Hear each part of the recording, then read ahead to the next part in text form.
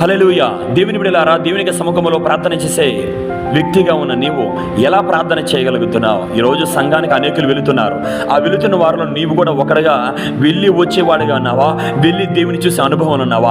వెళ్ళి దేవుని యొక్క సముఖంలో కృతజ్ఞత ప్రార్థన చేసే అనుభవం ఉన్నావా? నిన్ను నువ్వు తగ్గించుకొని నాయన యొక్క సన్నిధానంలో ఈ పరిశుద్ధులతో ఆరాధించేవారితో, ఘనపరిచేవారితో, మహిమను వెతికే వారితో ఎలా కలిసి ఉండే భాగ్యము కానీ, ధన్యత కానీ, అర్హత కానీ నాకు లేనే లేదయ్యా. నేను ఘోర పాపిని దేవా, నన్ను నీ యొక్క రక్తంతో కడిగి శుద్ధి చేసి పరిశుద్ధపరిచి ఈ పరిశుద్ధులలో నన్ను నిలవబెట్టావు దేవా. ఇంకను నన్ను నూతన పరచండి. నీ కార్యములు ఎన్నో నా యొక్క జీవితంలో నూతన పరిచావు, ఘనమైన కార్యములు జరిగించావు. ఈ రోజు నేను ఇలా బ్రతుకుతున్నానంటే నీ జీవము చేత నన్ను బ్రతికిస్తున్నావయ్యా అని దేవుని బిడ్డలారా, అలా యథార్థమతో యథార్థ హృదయమతో పరిశుద్ధులుగా మనము ఇప్పుడు కూడా నూతన పరచబడే వారముగా ప్రార్థన చేయాలా. అప్పుడు నువ్వు నూతన పరచబడతావు, వెలుగుతో నింపబడతావు, అభిషేకముతో నింపబడతావు, జయిస్తావు.